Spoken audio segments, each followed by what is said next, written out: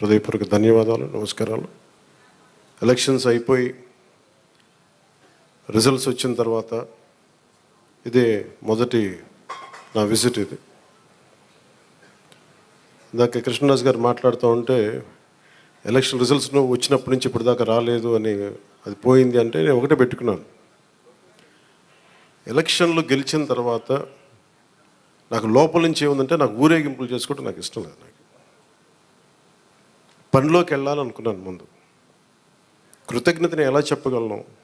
ఈరోజు వచ్చి పెన్షన్లు ఇచ్చి నేను కృతజ్ఞత చెప్పుకోగలను. ఎందుకంటే నేను ఒకటి పెట్టుకుంది ఏంటంటే, ఒక సభ పెట్టాలి అంటే చాలా శ్రమ అవసరం అవుతుంది. ఒకసారి పోలీస్ శాఖ నలిగిపోతూ ఉంటారు. చాలా వనరులు, మానవ వనరుల దగ్గర నుంచి అన్ని రకాల వనరులు చాలా అత్యవసరం అయితే తప్ప అది ముందుకు తీసుకెళ్ళకూడదని అనుకుంటాను. సో ముందుగా నేను ఒక భారీ సభ పెట్టో లేదంటే ఊరేగింపులు చేసుకొని ఇవన్నీ చేయడానికి ఇబ్బంది ఏం లేదు. కానీ చేస్తే చాలా విలువైన మీకోసం పనిచేసే సమయం పోతుంది. పైగా నేను తీసుకునేవి చాలా కీలకమైన శాఖలు: పంచాయతీరాజ్ శాఖ, అటవీ పర్యావరణ శాఖ, దాంతోపాటు పొల్యూషన్ ఉంటుంది, పొల్యూషన్ శాఖ, అలాగే సైన్స్ అండ్ టెక్నాలజీ. పంచాయతీరాజ్లో దాదాపు 3 చాలా కీలకమైన విభాగాలు ఉంటాయి. వాటన్నిటినీ చదవడానికి, అవగాహన చేసుకోవడానికి చాలా సమయం పడుతుంది. ఆ పరిపాలన అంటే ఆ శాఖ తాలూకు పరిపాలన వ్యవస్థ ఎలా ఉంటుంది, అడ్మినిస్ట్రేటివ్ డిఫికల్టీస్ ఏముంటాయని, సో ఇవన్నీ అర్థం చేసుకోవడానికి నేను ఈ సమయం తీసుకున్నాను. ఈ సందర్భంగా నేను పిఠాపురం నన్ను గెలిపించిన, భారీ మెజారిటీతో గెలిపించిన ప్రజలందరికీ నేను రుణపడి ఉంటాను. నేను ఎక్కువ మాటలు చెప్పి తక్కువ పని చేయదలుచుకోలేదు, తక్కువ చెప్పి ఎక్కువ పని చేయదలుచుకున్నాను. ఇది మొన్నదాకా మనం తిట్టుకున్నాం, గత ప్రభుత్వాన్ని విధానాలని మనం అనుకున్నాం, విమర్శించాం. ఇప్పుడు ఛాలెంజ్ ఏంటంటే, మనం ఏ ప్రామిసెస్ అయితే చేసామో, ముఖ్యంగా ఇందాక మన దివ్యాంగుల మనకి ఆ సోదరి మాట వింటూ ఉంటే, నేను ప్రతిసారి జనవాణి కార్యక్రమానికి వెళ్తున్నప్పుడు ఎన్నోసార్లు వాళ్ళు కూర్చొని అవగాహన చేసుకున్నాం. ఈ 3,000 ఇవ్వలేని పరిస్థితులు, ఒకళ్ళు ఇచ్చిన చాలని పరిస్థితులు. ప్రతిసారి చాలా సందర్భాల్లో నేను చంద్రబాబు గారు దీన్ని చెప్పాను. ఈ అత్యంత వెనకబడ్డ, నిర్లక్ష్యానికి గురి కాబట్టి ఎవరు ఉన్నారంటే దివ్యాంగులే ఈ మన భారతదేశ సమాజం ముందుగా మనం పెట్టుకోవాల్సింది. ఆ క్రమంలో ముందుగా ఈరోజు మేము మాట్లాడుకున్నప్పుడు చాలాసార్లు చెప్పాను ఇట్లాంటివి ఉండాలి. అలాగే స్కిల్ డెవలప్మెంట్, ఇలాంటి మీరు చూస్తే మొదటి పెంచిన ఈ పెన్షన్ విధానం గత ప్రభుత్వం మాట్లాడుతున్నప్పుడు, ఇంత కృష్ణరాజు గారు మాట్లాడుతా, మేము వస్తే ఈ పెన్షన్ విధానాన్ని రద్దు చేస్తారు. మేము దానికి కొన్ని ఇంతలు పెంచి ఇచ్చాను తప్ప తగ్గించలేదు. ఇది చాలా ఛాలెంజింగ్, అది కూడా చెప్తున్నాను మీకు. మనకి ఏదైతే ఇవ్వాలో వెల్ఫేర్ స్కీమ్స్ ఇవ్వాలి, ఖచ్చితంగా వెల్ఫేర్ స్కీమ్స్ చాలా ఎసెన్షియల్. కానీ దాంతోపాటు అభివృద్ధి కూడా కావాలి. ఈరోజు నేను పంచాయతీరాజ్ శాఖ లెక్కలు చూస్తూ ఉంటే అసలు అడ్డగోలుగా నిధుల్ని అటు ఎటులిపినే తెలియట్లేదు. మీరే చూశారు, ఒక చిన్నపాటి కాలువకి ఒక మండలానికి కావాల్సిన డబ్బులు ఒక 15 కోట్లు 10 కోట్లు, ఏది ఒక చిన్నపాటి మినీ రిజర్వాయర్ అవసరం ఏదైనా ఉంది, లేదంటే మనకి చిన్న కాలువల మరమ్మతులు కానీ, వాళ్ళ ప్రయారిటీ, వాళ్ళ మంచి చెడ ఇవన్నీ పక్కన పెడితే వాళ్ళ ప్రయారిటీ 600 కోట్లు పెట్టి ఋషికొండలో ప్యాలెస్ కట్టుకున్నారు. అదే 600 కోట్లు ఈ పాటికి మనకి ఇక్కడ కనుక పెట్టుంటే ఒక జిల్లా అభివృద్ధి అయిపోయింది. సో మేము తీసుకున్న ప్రయారిటీ అది. హంగులకి ఆర్భాటాలకి కాకుండా, నేను ఈరోజున పంచాయతీరాజ్ వ్యవస్థ నేను నడిపే వ్యక్తిగా చెప్తున్నాను మీకు, ఇందులో నా సైడ్ నుంచి కరప్షన్ ఉండదు, నేను మీకు మాటిస్తున్నాను. అది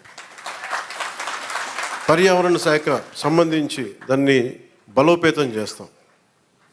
అకౌంటబిలిటీ, ఎన్విరాన్మెంటల్ ఆడిట్ పట్టుకొస్తున్నాం. ఏ కాలుష్యం ఎందుకు ఉంది, దానికి పారిశ్రామికవేత్తలు ఏం చేస్తారు, ఇబ్బంది పెట్టి భయపెట్టేది కాదు, కానీ వారి బాధ్యత కూడా గుర్తించేలా దానికి ఒక బలమైన ప్రయత్నం చేస్తాం. అలాగే పంచాయతీరాజ్ శాఖలో చూస్తే జల్ జీవన్ మిషన్, ప్రతి ఇంటికి రక్షిత మంచినీరు. మన మన పిఠాపురం సమస్య కాకుండా మనం కూర్చోబెట్టి ఈ మధ్యన ఈ కొల్లేరు కైకలూరు నియోజకవర్గం గురించి చూస్తే 80% అన్ని చేపల చెరువులు ఉన్నాయి, తాగడానికి నీళ్ళు లేవు. గోదావరి పారుతూ ఉంది, మన గోదావరి జిల్లాలో గోదావరి నది పారుతూ ఉంది, కానీ తాగడానికి ఇబ్బంది పడిపోతూ ఉన్నాం. మన పిఠాపురం చూస్తే వెళ్తే ఎక్కడ చూసినా ఉప్పాడ, మనకి కొత్తపల్లి ఉప్పాడ ప్రాంతం, మిగతా ప్రాంతాలకు వెళ్తే తాగడానికి మనకు నీళ్ళు లేవు. కేంద్రం నుంచి ఎన్ని నిధులు ఉన్నాయంటే జలజీవన్ మిషన్కి అసలు నిధులకి కొరత లేదు, మనం అడగాలి తప్ప. ఎందుకు చేయలేకపోయారు అంటే దానికి అర్థం కాలేదు నాకు. పంచాయతీరాజ్ అధికారులు చెప్పింది కేంద్ర జలజీవన్ మిషన్కి ప్రతి ఇంటికి రక్షిత మంచినీటికి మీరు డబ్బులు అడగాలే కానీ ఇస్తారు. ఒకసారి కొన్ని పథకాలు కేంద్రం ఇచ్చేది 70% ఉంటుంది, 90% ఉంటుంది. దీనికైతే చాలా మ్యాక్సిమం ఉంది. దీనికి నాకు ఎగ్జాక్ట్ ఫిగర్ గుర్తులేదు, 90, 70 అని. అంటే మ్యాచింగ్ గ్రాంట్ ఇవ్వలేని పరిస్థితిలో ఉంది. మ్యాచింగ్ గ్రాంట్ కొన్ని చోట్ల 40 కోట్లు ఉంది, 50 కోట్లు ఉంది. 40, 50 కోట్లు 200, 300 కోట్లు చేస్తే మనకి కేంద్రం నుంచి 1000 కోట్లు వచ్చేస్తాయి. అంత మ్యాచింగ్ గ్రాంట్ కూడా ఇవ్వలేని పరిస్థితిలో మ్యాచింగ్ గ్రాంట్ ఇవ్వలేకపోయారు, కానీ ఋషికొండలో ఇల్లు కట్టుకున్నారు. వీళ్ళు బూడిదలో పోసిన పన్నీరు, అది బాధేస్తుంది. అంత విలాసవంతమైన భవనం, ఓకే, వాళ్ళు అనుకున్నట్టుగా నేను వాళ్ళ ఆ వాదనకి నేను సరే అంటున్నాను, ఓకే, మీరు అన్నట్టుగానే అది కూర్చోబెట్టి ఎవరైనా విఐపీస్ వస్తే ఉండటానికి అంత అవసరం ప్రస్తుతం. నాకే క్యాంప్ ఆఫీస్ ఇస్తే నన్ను అడుగుతూ ఉన్నారు, ఏం చేయమంటారు మరమ్మతులు, ఏం చేయగలరు అలా ఉంచండి అన్నాను. కొత్త ఫర్నిచర్ ఏం కొనకండి, నేను తెచ్చుకుంటాను అవసరమైతే. అలాగే మన సెక్రటేరియట్ స్టాఫ్ వచ్చారు, మీకు ఈ మధ్యన అసెంబ్లీకి వచ్చారు కదా, మీకు జీతం ఈ 3-4 రోజులు కలిపి మీకు 35,000 వస్తుంది మీకు అని. నేను సంతకాలు పెట్టే మనస్కరించాలి. నేనేమనుకున్నాను, జీతం తీసుకొని పని చేద్దాం అనుకుంటే యాక్చువల్గా లోపలికి వెళ్ళి పంచాయతీ నిధులను చూస్తూ ఉంటే డబ్బులు లేవు పంచాయతీ శాఖలో. ఎన్ని వేల కోట్ల అప్పులు ఉన్నాయో తెలియట్లా. ఒక్కొక్క హెడ్ తవ్వే కొద్దీ, అంటే ఒక్కొక్క దానికి ఏ హెడ్ కింద ఎంత ఖర్చు అవసరం అని తవ్వే కొద్దీ అసలు అనంతంగా లోపలికి వెళ్తానే ఉంది. మాకు ఒకటే అనిపించింది, ఇవన్నీ కరెక్ట్ చేయాలి. ఇవన్నీ ఇంత అప్పుల్లో అటు మనకి పంచాయతీరాజ్ శాఖ ఉన్నప్పుడు నాలాంటూ డబ్బులు తీసుకోవడం చాలా తప్పు అనిపించింది. అందుకని వాళ్ళకి చెప్పి నేను జీతాన్ని వదిలేస్తున్నాను, నా జీతాలు ఏమి వద్దు, కానీ నా దేశం కోసం, మా నేల కోసం పని చేస్తున్నాను. ఎందుకంటే ఇది పరిస్థితుల్లో మేము ఇచ్చే పరిస్థితుల్లో ఉండాలి మనందరం. అలాగే ప్రతి గవర్నమెంట్ ఉద్యోగులకు సంబంధించి కానీ, పోలీస్ శాఖకు సంబంధించి కానీ, వాళ్ళు టీఏలు, డిఏలు, రిక్రూట్మెంట్, ఇవన్నీ చాలా కష్టసాధ్యమైన సమస్యలు. ఇవన్నీ చెయ్యాలి, యాక్చువల్ బాధ్యత ప్రభుత్వాలకి. నేను ఈ రోజున ప్రభుత్వంలో భాగస్వామిగా చెప్తున్నాను, నేను అద్భుతాలు చేస్తాం అని చెప్పట్లేదు, కానీ మీకు జవాబుదారీతనం ప్రభుత్వం ఉన్నది ఉన్నట్టుగా చెప్తాం. ఈ రోజున చేయగలిగేది చేసి చూపించాం. ఈ రోజున రాగానే మొదటి సంతకం గౌరవ ముఖ్యమంత్రి శ్రీ చంద్రబాబు గారు పెట్టింది ఇదే. మేము అనుకున్న స్కిల్ సెన్సెస్ నేను ముందు ఇనిషియేట్ చేశాను. ఇక్కడ వారాహి సభలో చెప్పాను, స్కిల్ డెవలప్మెంట్ జరగాలి. ఒక యువతలో ఎంత ప్రతిభ ఉందో తెలియదు మనకి, వారి ప్రతిభను వెలికి తీయాలి, వారి సమర్థతను వెలికి తీయాలి. వాటిని పెట్టుకుని అది 5 సంతకాలు అది ఒకటైంది.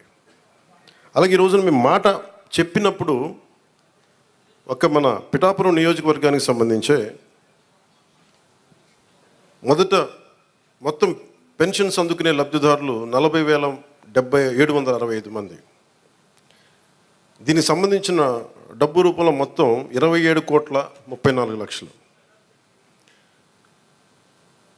వృద్ధాప్య పెన్షన్లు అందుకునే వాళ్ళు దాదాపు 20,396, వితంతు పెన్షన్లు అందుకునే వాళ్ళు 9,970, దివ్యాంగులు పెన్షన్ తీసుకుని 4,819, మత్స్యకారులు 1,498, చేనేత కార్మికులకు సంబంధించిన 997, కల్లుగీత కార్మికులు 619, డప్పు కళాకారులు 230. ఇలా కాకుండా అలాగే ట్రాన్స్జెండర్స్ కానీ, ఇందాక మీరు మాట్లాడుతూ ఉన్నారమ్మా, దీని గురించి మీరు మీకు మాట్లాడతాం. మీ గురించి ఇందాక కలెక్టర్ గారు కూడా అదే చెప్తున్నారు.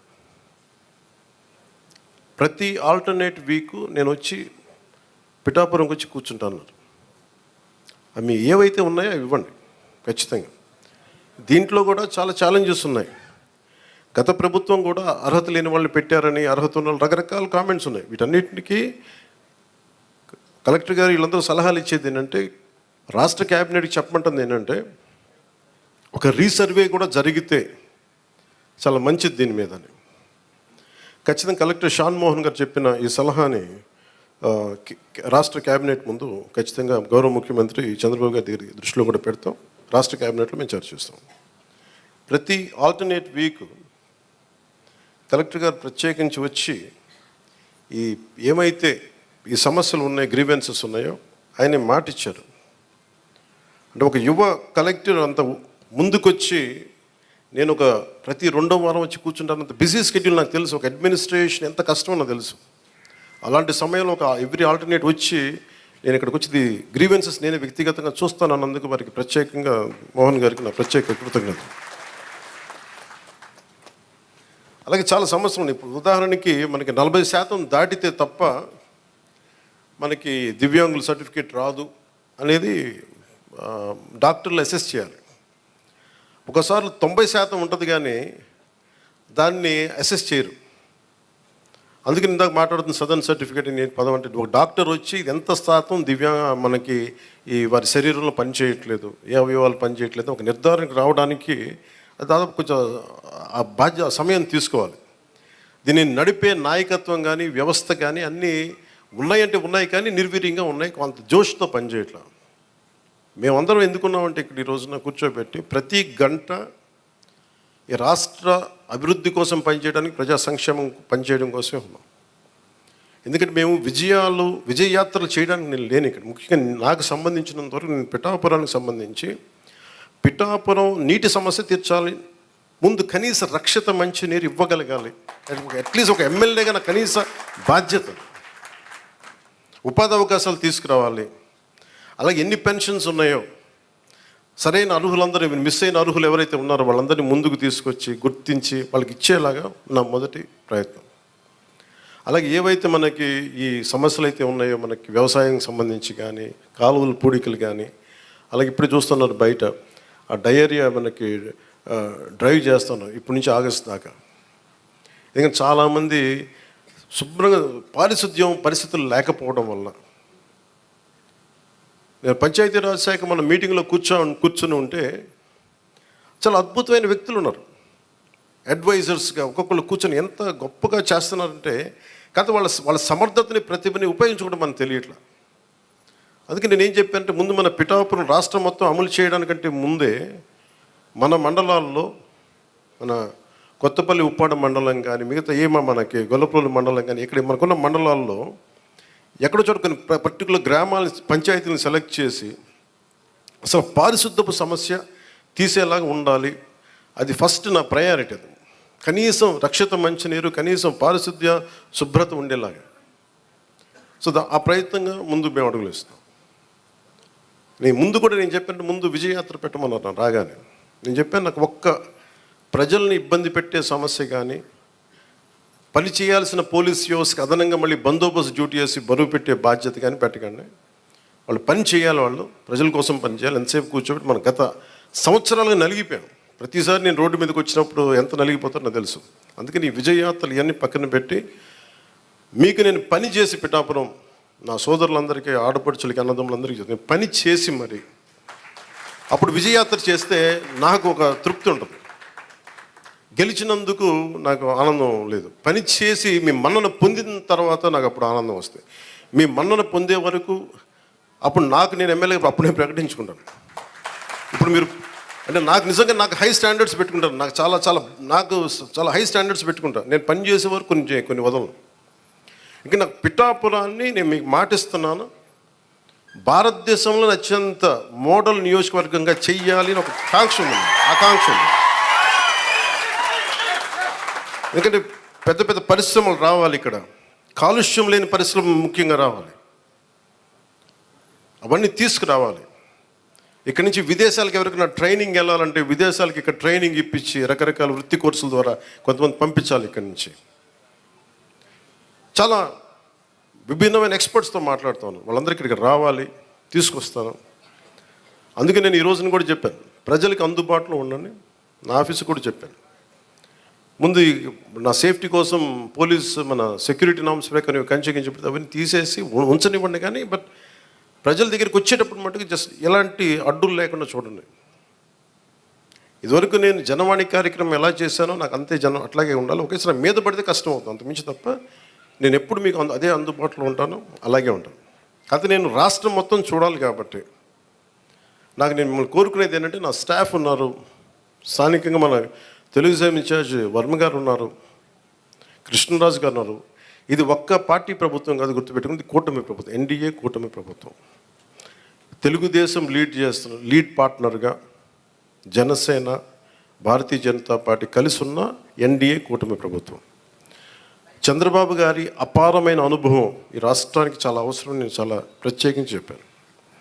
ఈరోజు నేను ఫస్ట్కి ఆయన పెన్షన్లు ఇవ్వడం నాకు ఎందుకు ఆనందం అనిపించిందంటే, ఈ ఫైనాన్స్ జగ్యులరీని, ఈ ఆర్థిక అస్తవ్యస్తల్ని ఆయనదైన అనుభవంతోనే దాన్ని అందుకని మీకు ఫస్ట్ డే చెప్పిన రోజుకి పెన్షన్ ఇవ్వగలిగారంటే నెల రోజులు కూడా కాలేదు, అందరూ ఛార్జెస్ తీసుకొని. ఆయన అనుభవం వల్ల ఈరోజు మీకు వెంటనే మీ చేతికి ఇలా వచ్చినాయి. అది కూడా ఆయన మాట చెప్పారు, 3 నెలలు ఆ ప్రభుత్వంది మీకు ఇస్తాం ఆ సమయంలోది.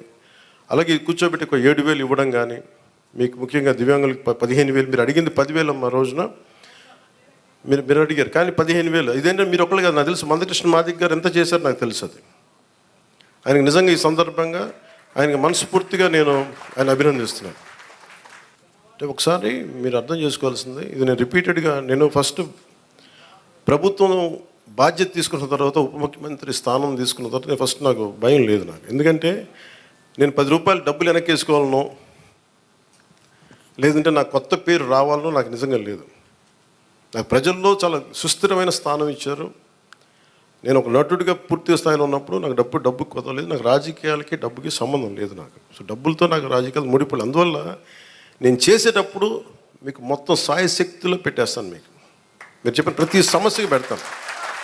కాకపోతే డబ్బు అందరికీ ఏముంటుందంటే, ప్రభుత్వం రాగానే అన్ని సమస్యలు చిటికలో అయిపోతాయి. అవో, కానీ చిటికలో అయ్యే వరకు పనిచేస్తాం. ఇదేంటంటే మీకు వినే ప్రభుత్వం చెప్పడానికి నేను ప్రభుత్వ ప్రతినిధిగా చెప్తున్నాను. మీరు ఎప్పుడైనా సరే మీరు మమ్మల్ని నిలదీయండి అని నేను అడిగానప్పుడు, మీరు ఓటేశారో లేదో నేను కూడా అడగట్లా. ఇందాక చాలా నా పెద్దలు వేదిక పైన మాట్లాడుతూ ఒకటే చెప్పారు, ఈ పార్టీ కాకపోతే మేము పెన్షన్లు తీసేస్తున్నారు. కృష్ణరాజు గారు చెప్తా ఉన్నారు, వాళ్ళ పార్టీ మెంబర్లు అయితేనే మేము ఇస్తాం. నేను మీకు మాటిస్తున్నాను, గత ప్రభుత్వంలో కాదు, మీరు ఏ పార్టీకి సంబంధించిన వారైనా కనీసం మీకు ఇవ్వటం అది మా కనీస ధర్మం, ఈ ప్రభుత్వ బాధ్యత. పిఠాపురంలో తీసుకొచ్చి మీకు అలాంటి సమస్య ఏదైనా ఉంది అంటే, మీరు ఓటు వేయకపోయినా కానీ అర్హత ఉన్న వారికి అది మీకు ఇంటికి వచ్చి తీరుతుంది. చాలా ఛాలెంజింగ్ ఏంటంటే, దీంట్లో గత ప్రభుత్వం విలేజ్ వాలంటీర్స్ అని ఒక ప్రైవేట్ సంస్థను పెట్టారు. డోర్ డెలివరీ చేస్తాం పెన్షన్స్ అని, మంచిది అది. కానీ దాంట్లో ఒక కీలకమైనది ఏంటంటే, ప్రతి పెన్షన్కి మా దృష్టిలో ఉన్నది, ప్రతి నియోజకవర్గంలో ఉన్నది కనీసం 100 తక్కువ కాకుండా 300 కనీసం దాంట్లో ఇచ్చినందుకు వాళ్ళు తీసుకునేవారు. దాన్ని లంచం అంటామా, లేదంటే చిన్న నజరానా అంటాం, ఏదంటే దానికి ఏదైనా పేరు పెట్టుకోవచ్చు. అలా కాకుండా చంద్రబాబు గారి ఆది నాయకత్వంలో ఉన్న ఈ కూటమి ప్రభుత్వం, తెలుగుదేశం లీడ్ పార్ట్నర్గా ఉన్న ఈ కూటమి ప్రభుత్వం, జనసేన వెన్నుదన్నుగా నిలబడ్డ ఈ కూటమి ప్రభుత్వం, భారతీయ జనతా పార్టీ ఆశీస్సులు, కేంద్ర నాయకుల ఆశీస్సులతో నిలబడ్డ ఈ ప్రభుత్వం. నువ్వు చప్పలు కూడా నచ్చింది, నువ్వే చప్పలు, మోదీ గారి చప్పలు కొట్టాలి మనం చేసిన కృషికి. నువ్వు అర్థం చేసుకున్నావు, ఒక్కటే మోగింది కానీ మొత్తం అందరూ మోగింది నీ వల్ల. అంటే ఇది వాలంటీర్స్ లేకపోతే పెన్షన్లు ఆగిపోతాయి, వాలంటీర్స్ లేకపోతే పెన్షన్లు ఆగిపోతాయి అని భయపెట్టేశారు అందరూ. మీరు చెప్పండి, ఎక్కడ ఆగినాయి? ఎక్కడ ఆగలేదు. అంటే ఆగకపోగా రెట్టింతలు వచ్చి మీకు ఇంటికి వచ్చింది. అంటే అంటే నేను ఒకటే అడిగాను, మన పంచాయతీ రాజ్లో అంటే మనకి జిల్లా మొత్తం మీద 620 సెక్రటేరియట్స్, వీళ్ళందరూ ప్రభుత్వ ఉద్యోగులు. దాదాపు 6,000 మంది పైచిలుక అధికారులు, మనం టోటల్గా ప్రభుత్వ ఉద్యోగుల్ని మీ ఇంటికి వచ్చి మీకు డబ్బులు ఇస్తూ ఉన్నారు. వాలంటీర్స్ లేకపోతే ఎక్కడ ఆగినాయి చెప్పండి ఈ రోజున పెన్షన్స్ ఆగో. కానీ వాలంటీర్స్కి ఆల్టర్నేట్ ఎంప్లాయ్మెంట్ ఎలా ఇవ్వాలి అది మేము ఆలోచిస్తాం. అలాగే 620 సెక్రటేరియట్స్ మొత్తం మన కాకినాడ జిల్లా మొత్తం మీద, పిఠాపురంలో 120 సెక్రటేరియట్స్, ఒక్కొక్క సెక్రటేరియట్కి 10 మంది చొప్పున ఒక్కొక్క సెక్రటేరియట్కి. అలాగే ఒక పిఠాపురంలో దాదాపు 1000 మంది పైచిలకు ప్రభుత్వ ఉద్యోగులు ఇంకా అదనంగా అవసరమైతే వాళ్ళతో కూర్చొని గతంలో 3 రోజులు 4 రోజులు ఇచ్చాడు. అలా కాకుండా ఈరోజు పొద్దున 6 గంటలకు మొదలు పెడితే ఈరోజు రాత్రికి దాదాపు 100% అయిపోవాలి. ఒకవేళ 1-2 ఎవరైనా ఇళ్లలో లేకపోయినా ఇంకో పరిస్థితుల్లో ఉండకపోయినా రేపు అయిపోద్ది. మ్యాక్సిమం రేపు మొద్దున మధ్యాహ్నంలోపు అయిపోవాలి. ఇది టార్గెట్ పెట్టుకున్నాం, దాని దిశగా వెళ్తున్నాం. అందుకని పొద్దున్న 6 గంటలకి ఈరోజు ప్రారంభం అయిపోయింది. దాదాపు నేను వచ్చే టైంకి 25% అయిపోయింది ఇక్కడ. అదే మీరు ఊహించుకోండి, ప్రభుత్వ ఉద్యోగికి బాధ్యత ఉంటుంది. మీకు డబ్బులు ఇచ్చేటప్పుడు మిమ్మల్ని డబ్బులు అడగడానికి లేదు. ప్రైవేట్ ఉద్యోగి మిమ్మల్ని అడగలడు, ప్రభుత్వ ఉద్యోగి సెక్రటరీ ఉద్యోగి మిమ్మల్ని అడగలేడు. ఒకళ్ళు అడిగితే మీరు చేస్తుంది it will become an accountability, జవాబుదారీతనం. పలానా ఉద్యోగి వచ్చి అడిగాడని అక్కడున్న మా కూటమి నాయకులకి ఎవరికి ఒక్కరికి చెప్పినా లేదంటే సంబంధిత అధికారులు చెప్పినా, ఎందుకంటే మీ కష్టం అది. మీ ఒళ్ళు నలిగిపోయి లేదంటే మీ వెన్నెముకు వంగిపోయి రావాల్సిన వృద్ధాప్య పెన్షను దాన్ని దోచుకోవడం నిజంగా తప్పదు. అలాంటి పరిస్థితులు ఏదైనా ఉంటే అలా ప్రభుత్వ ఉద్యోగులు చేస్తారు నేను అంటలేదు. 1-2 పరిస్థితులు ఏదైనా ఉంటే దాన్ని కూడా మీరు గ్రీవెన్సెస్లో కలెక్టర్ గారి దృష్టికి తీసుకెళ్ళండి, జనసేన, టీడీపీ, బీజేపీ నాయకుల దృష్టికి తీసుకెళ్ళండి. ఎవరైనా సరే ప్రభుత్వం కోసం పనిచేసే ఎవరి దగ్గరికైనా సరే మీరు తీసుకెళ్తే దాన్ని వెంటనే దాన్ని కరెక్ట్ చేసే బాధ్యత మేము తీసుకుంటాం. ప్రతి ఎంప్లాయీ దగ్గర ఈరోజు పొద్దున్న నుంచి కనీసం ₹1,00,000 ఉంటుంది. ఒక కాకినాడ జిల్లాలోనే 6,000 మంది దగ్గర ₹1,00,000 ఉంటుంది. ₹1,00,000 క్యాష్ డిస్ట్రిబ్యూట్ చేస్తారు. ఇది అకౌంటబిలిటీ. ఎవరి చేతుల్లోంచి వెళ్ళదు, ఒక ₹100 వెళ్ళదు లేదు. మీ ప్రతి రూపాయి మీకు మాట ఇచ్చాం, మీకు ఇంటికి వచ్చి తలుపు తట్టి మరి ఇస్తారు. లేదంటే నేను వచ్చి నాలాంటి వాడు వచ్చి మీ దగ్గరికి వచ్చేస్తాను. ఒక ఎమ్మెల్యే కానీ చెప్తాను, ఎవరు లేనప్పుడు. అసలు మన చంద్రబాబు గారు కూడా ఒక మాట ఏం మాట్లాడుకున్నామంటే, అసలు అధికారంలో వ్యవస్థని నిర్వీర్యం చేసేసారు ఈ ప్రభుత్వం. ప్రభుత్వ ఉద్యోగుల్ని వ్యవస్థల్ని నిర్వీర్యం చేసేసింది. మేము వ్యవస్థల్ని మళ్ళీ బలోపేతం చేయాలనుకుంటున్నాం. ఆ వ్యవస్థల్ని బలోపేతం చేసే భాగంలోనే వారికి బాధ్యత ఇచ్చాం. వారు ఈ రోజున మీకు ఇంటింటికి వచ్చి తిరుగుతూ ఉన్నారు. అలాగే ఐపీఎస్ కానీ, ఐఏఎస్ కానీ, రెవెన్యూ కానీ. మనం చూసారు సివిల్ సప్లైస్ మన జనసేన పార్టీ నుంచి వచ్చిన మనకి మంత్రి శ్రీ నాదెండ్ల మనోహర్ గారు ఎన్ని వేల టన్నులు పట్టుకున్నారో మీకు తెలుసు. ప్రభుత్వానికి చెందాల్సిన అవి మన ప్రజలకు చెందాల్సిన రైస్ అది. మేము మాట్లాడుతున్నప్పుడు అందరూ ఆ రోజు ఎంతమంది నమ్మారు ఖచ్చితంగా. కానీ ఈరోజు మేము వాస్తవంగా చూపిస్తున్నాం. మీరు మా మీద పెట్టుకున్న నమ్మకాన్ని మేము చూపిస్తున్నాం. గోడౌన్లో ఎంత రైస్ ఉందో చూడండి. అక్కడ ఎవరి డబ్బు అది? ఇప్పుడు మీరు అడుగుతూ ఉన్నారు మీరు గోవిందరావు గారు, మన డబ్బు అది. మీకు అర్థమవుతుందా? మీరు వ్యక్తులు నాకు అనవసరం. నాకు అది మీకు డబ్బు సంపద పెరిగితే మనం డబ్బులు ఇవ్వగలం. సంపద లేకుండా కూర్చోబెట్టి ఇండివిజువల్స్ రిచ్ అయిపోతున్నారు. ఇక్కడ వ్యవస్థల్ని చంపేస్తున్నారు, వ్యక్తులు పెరుగుతూ ఉన్నారు. వ్యవస్థలు పెరిగి డబ్బు ఉంటే తప్ప మీరన్నగా 40 కాదు 1,00,000 మందిలో డబ్బు ఇవ్వగలం. మేము దానికోసం పనిచేస్తున్నాం. కొంత మీరు పెద్ద మనసుతోటి మాకు మీ ఆశీర్వాదం కావాలి. పని చేయడానికి సిద్ధంగా ఉంది, మనస్ఫూర్తిగా చెప్తున్నాను, దాటేయడానికి చెప్పట్లేదు. కానీ ఇంత అడ్డగోలుగా అవినీతి ఉందండి, అవినీతి ఉంది. ఒక్కొక్క చోట వెరైటీస్ మైన్స్ లేవు, ఆల్మోస్ట్ నీళ్ళు ఖాళీ చేశారు. కడప లాంటి చోట్ల మైనింగ్ కానీ, ఇసుక కానీ ఇప్పుడు తవ్వాలి ఒక్కొక్కటి ఎన్ని బయటపడతాయో తెలియదు. గత ప్రభుత్వం నేను చెప్పాను మీకు, ఇది విండిక్టివ్ గవర్నమెంట్ కాదు, ఇది కరెక్షన్ గవర్నమెంట్. ఇది తప్పులు ఎవరు చేసినా కరెక్షన్ చేస్తాను తప్ప కూర్చోబెట్టి సాధించడానికి మేము లేవు. అందుకే మీరు చూస్తే మేము ఎక్కడ కూడా కూర్చోబెట్టి వాళ్ళు ఎన్ని మాట్లాడుతున్నా వ్యక్తిగతంగా ఎందుకు మాట్లాడమంటే వీఆర్ ప్రో పీపుల్, ప్రజల కోసమే పనిచేసే ప్రభుత్వం ఇది. మేము విండిక్టివ్గా ఉన్నాం. మేము దాంట్లో నేను ఎక్కువ. కానీ అలా అని చెప్పి మీ తప్పుల్ని దాయం. మేము ఇప్పుడు మీరు రైస్ దాచేసారు, మీరు అక్కడ మీ గోడౌన్లో, దాన్ని బయటికి తీస్తాం. దానికి సంబంధిత వ్యక్తులు మీరు తప్పు చేస్తే దాన్ని భరించండి. మరి దాంట్లో మేము దెర్ ఇస్ నో కాంప్రమైజ్. ముఖ్యంగా ప్రతి చోట్ల కీలకమైంది కనీస రక్షిత మంచినీరు, కనీస సౌకర్యాలు, రోడ్లు కానీ మౌలిక వసతులు కానీ ఇవన్నీ బాగుండాలి. దానికోసం ముందస్తుగా వెళ్తున్నాం. క్యాబినెట్ మీటింగ్లో మాట్లాడుతుంది ఏంటంటే రోడ్లు వేయాలి. ఫస్ట్ రోడ్లు వేయాలంటే డబ్బులు ఎక్కడ ఉన్నాయి, డబ్బులు ఎక్కడి నుంచి తీయాలి? ఈ ప్రతి కనిపించిన ప్రతి చోట ఆమె తీసేసుకున్న డబ్బులు. మీకు ఎట్లా ఉంటుంది, మీరు ఒక్కొక్క స్లైడ్ చూపిస్తూ ఉంటే డబ్బులు వరుసగా ఉంటాయి. మీరు చూడండి, చిన్న నా జీవితంలో నేను ఇప్పుడు దాకా నేను ఇన్ని 100 కోట్లు సంపాదించాను. లాస్ట్ నేను 10 years నేను కూర్చోబెడితే లాస్ట్ నేను సినిమాలు వచ్చినప్పటి నుంచి సినిమాల్లో నేను సంపాదించింది. అలాంటి నేను నా ఆడిటర్ ఏదైనా చెప్తే నేను ఆ లెక్కలు చూపించేవాడు. నాకు ఈ లెక్కలు ఇట్లా ఉంటాయి, ఇవి ఉంటాయి, మీకు ఏమంటారు, ఈ హెడ్ కింద ఇంత ఖర్చు అయింది, దీనికి ఇంత ట్యాక్స్ కట్టింది అంటే నా తలపోటు వచ్చేసేది. ట్యాక్స్ ఎంత కట్టాలో చెప్పండి అనేవాడు. నా అకౌంట్స్ ఇప్పుడు దాకా నా ఇన్ని లెక్క నా ఆడిట్తో కూర్చున్నదే నా అకౌంట్లో చూసుకుంది గంటన్నర ఉంటుంది, 2 గంటలు ఉంటాయి మ్యాక్సిమం. ఏది నేను చెప్పి లాస్ట్ 20 years నుంచి నేను అడిగి ఒకటే ప్రశ్న, ఎంత ట్యాక్స్ కట్టాలి, కట్టేయండి, ఇచ్చేయండి. కానీ ప్రజల డబ్బుకి వచ్చేటప్పటికి నేను మొత్తం కూర్చున్నాను. 4 గంటలు ఒక్కొక్క సెషన్లో కూర్చుంటే ఇక్కడ 3,000 కోట్లు పోయింది, ఇక్కడ 400 కోట్లు. అంటే ఆ ఫిగర్ నేను ఆడిటర్ కాదు, గుర్తుపెట్టుకుని నేను ఆడిటర్ కాదు నేను. అలా కాదు, వాళ్ళు ఏంటంటే ఇష్టారాజ్యంగా పనులు అవ్వలా. నేను అడిగాను, రోడ్లు వేసారా ఇక్కడ అన్నాను.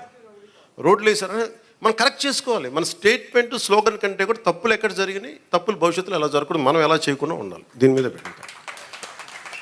నేను ఎందుకు చెప్తున్నా అంటే నా అకౌంట్స్ని కనీసం 2 దశాబ్దాలుగా ఇన్ని సంవత్సరాలు చూసుకొని నేను when it comes to peoples money, మన జాతి వనరులు కానీ, మన జాతీయ వనరులు కానీ, మన జాతీయ సంపద కానీ, దానికోసం నేను ఒక ఆడిటర్ లాగా అయిపోయి నేను కూర్చొని ఎతుకుతూ ఉన్నాను. ఇక్కడ ఏముంది, దానికి తేడా ఏంటి చెప్పండి నాకు.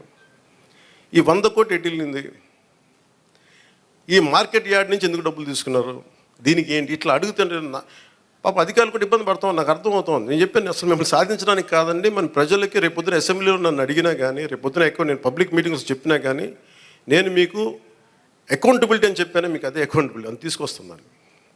పంచాయతీ రాజ్ శాఖ నేను చెప్తున్నాను, పంచాయతీ రాజ్ శాఖ మొత్తం రూరల్ 70% రాష్ట్రంలో పంచాయతీ శాఖ పరిధిలోనే ఉంటాయని పిఆర్ మినిస్ట్రీలో.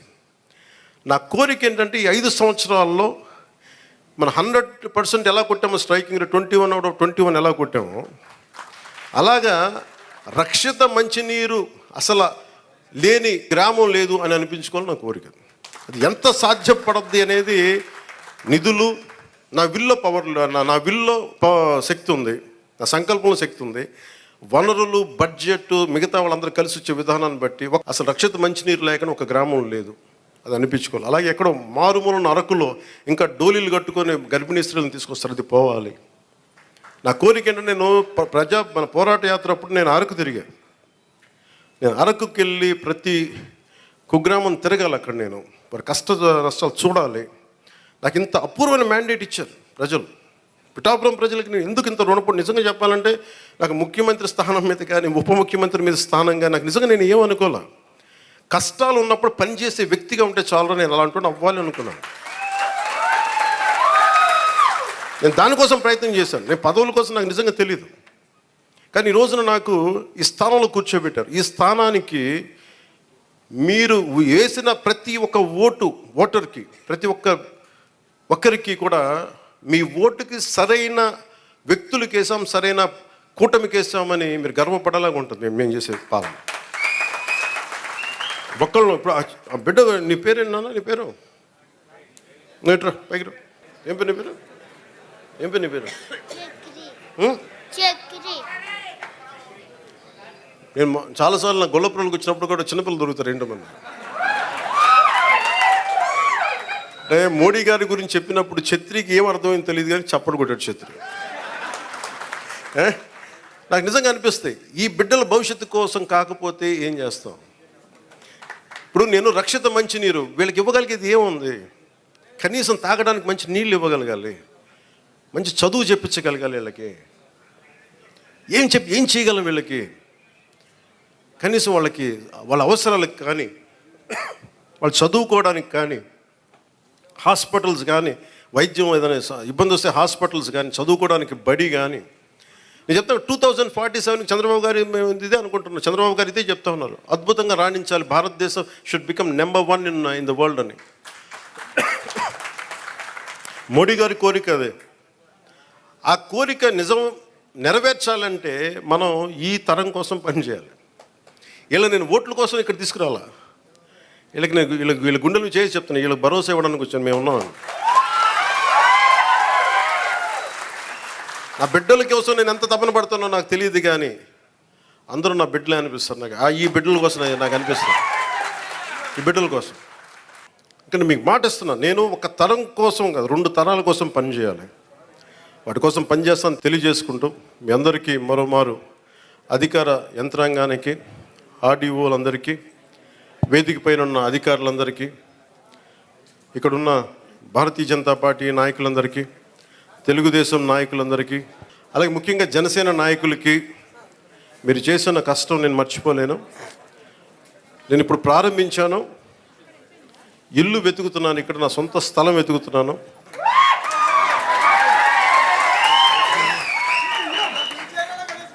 సొంత ఇల్లు కట్టడానికి నిర్ణయించుకున్నాను, ఇక్కడ కట్టబోతున్నాను. సో మీ అందరి ఆశీర్వాదాలు కావాలి, మీకు ఎప్పుడు అందుబాటులో ఉంటానని తెలియజేసుకుని సెలవు తీసుకున్నాను. ఇక్కడున్న మీడియా సోదరులందరికీ ప్రత్యేక ధన్యవాదాలు తెలుపుకుంటూ సెలవు తీసుకున్నాను. జై హింద్.